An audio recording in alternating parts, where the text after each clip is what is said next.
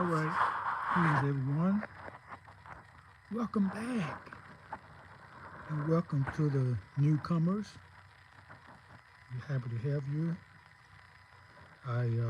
My will is that the healing vibrations that I just gave you, the 10 healing vibrations, that they elevate you in some way. I like doing that.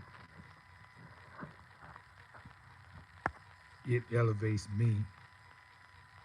It really does. So I was trying to find this moonshot I took this day of this orange moon.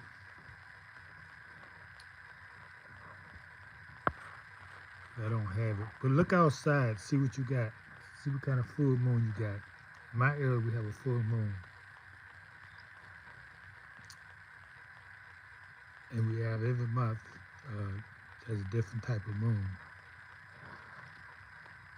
So today we're going to talk about, let's see what I got here.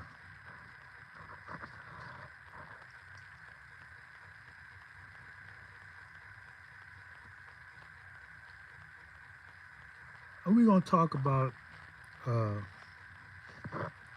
flooding and destroying of indigenous homeland and culture. And a lot of this is not acts of God. They're done intentionally to separate the people from the land. You see, the land and the water has memory. And as long as the people are on the land, they know who they are. Once you move the people off their land, where they come from, where they're created from, that very soil, then there's a memory problem. They tend to forget who they are. And that's by design. This Trail of Tears, for example, could not conquer people who know who they are. You have to get them off the land. You have to change the name, give them different titles, and just destroy everything. Language, culture, way of life. Make it illegal to teach your children of your past. Make it against the law not to speak English. Make it a death sentence not to be a Christian. Oh yeah. You didn't know that would happen? Yeah. Matter of fact, if you wasn't a Christian, when they found you, you was an enemy of Christ. Say that again.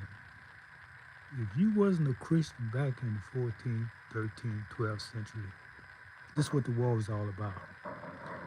If you wasn't a Christian, you was their sworn enemy. And it was their right to take you out because you were an enemy of Christ. So you was just supposed to know, because nobody taught you about that. This is something they had a monopoly on, was a Christianity. So they weaponized it and said, if you're not a Christian, meaning if you're not so-called part of white civilization, you're an enemy. And the Pope in Dumb Diverses, go look it up, he authorized it. So I got this history just flowing outside of me. And I just got to let you know some of it sometime. So let's talk about these destroying of indigenous lands and how it takes place. Let's talk about some of the great ones that happened. In Idaho,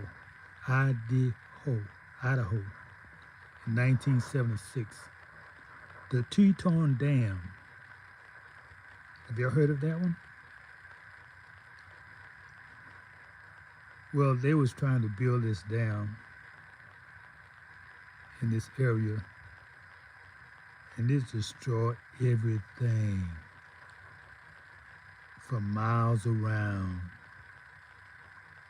All the communities, landscape, archaeological places were totally flooded out.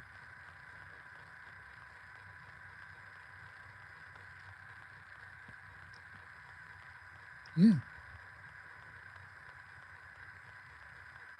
catastrophe floods, even destroyed mountains, altered the lifestyle. People just wiped out with no warning. We're going to be more specific as we go on. This is just a general view of what we'll be talking about. Have you heard of the Tennessee Valley? The Tennessee Valley Reservoir, 1930. This was created, this Tennessee Valley, lakes deliberately flooded thousands of acres of fertile land. And this was the most densely populated archaeological rich zones. They had prehistoric mounds there, ancestral towns, cemeteries, and travel corridors. They was flooded.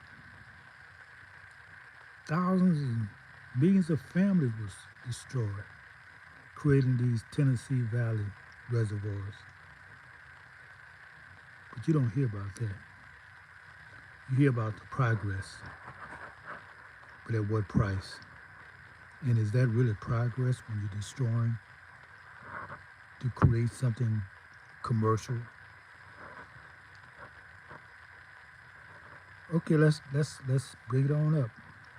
The Glen Canyon Dam, and this is for you to check out. Don't just believe me. I could be putting a lot of fluff on this. I could be lying. You wouldn't know if you don't check it out. Glen Canyon Dam, Lake Powell in the Colorado River, began in 1963.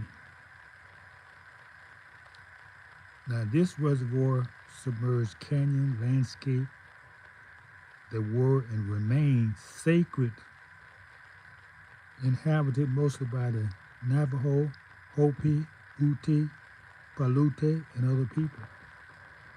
I remember in high school, we had a new student, and he was a Hopi Indian. He looked like one of us, you know, red melanated person, but he was very proud. And man, they really ridiculed him. This was in the 60s. I'm looking back at this, and man, why did they just ridicule him? They'll make a comment and say, yeah, but you Indian. Like he was different than us. See, he was from a culture that knew who he was. And he was put in with Negroes and colored people who didn't know who they were. So they ridiculed him mercilessly. This was in the 11th grade. Yeah, I remember that very clearly. Okay, so these prehistoric mound sites, ancestral towns, cemeteries, they were just flooded out under the banner of progress. Sacred places.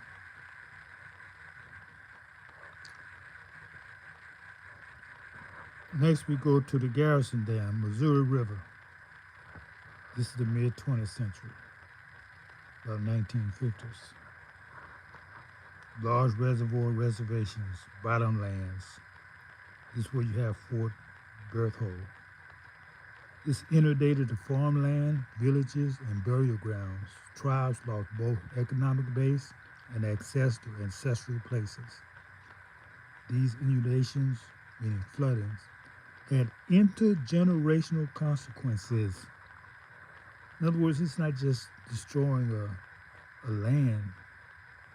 You destroy the people, you destroy generations. What these people have built, their ancient sites We can trace our ancestry here back with Manu Musa and his brother Abu Bakr II in 13th century when he brought 2,000, but not as slaves. And long before the European came here. And matter of fact, that's a created fictional story. And we're going to talk about that if I haven't already. There was a war going on in Europe. They was bringing these Moors here as prisoners of war. And they just changed everything. They said they were slaves, and they called it Atlantic slave trade. There wasn't no slave being traded. Just made things up. And there's a reason why they call you slave, to disinherit you, not just presently, but for generations. Okay, I think that's enough for y'all to digest and do some research on. Am I still on? I haven't seen nobody in here yet. Okay. Don't forget to save your contacts for the solution. Is anybody here? Oh, okay, I see you. Fuzzy Booger. Y'all got some crazy names. Yeah, I got a lot of people in here.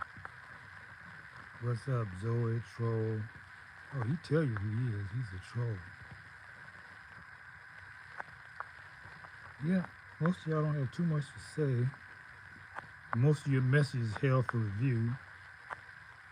That could only mean you said something that's against the community guidelines of YouTube. And that's really not necessary. If you don't like somebody's content, just leave.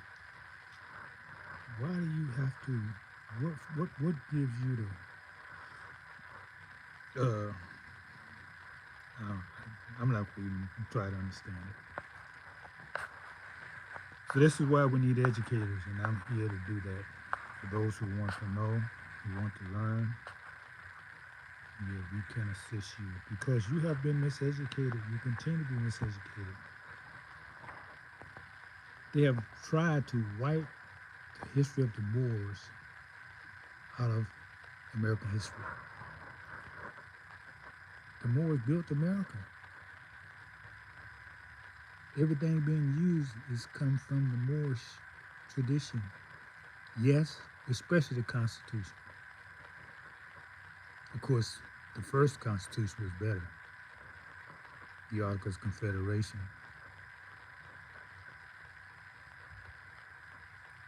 But that was they tried to replace that with this 18. And let me leave you with something to think about.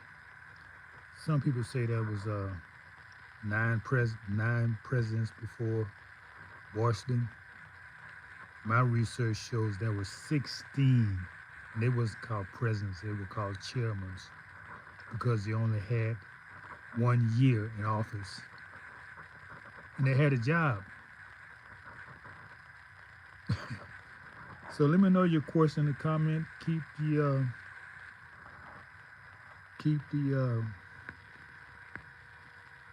comments and likes coming.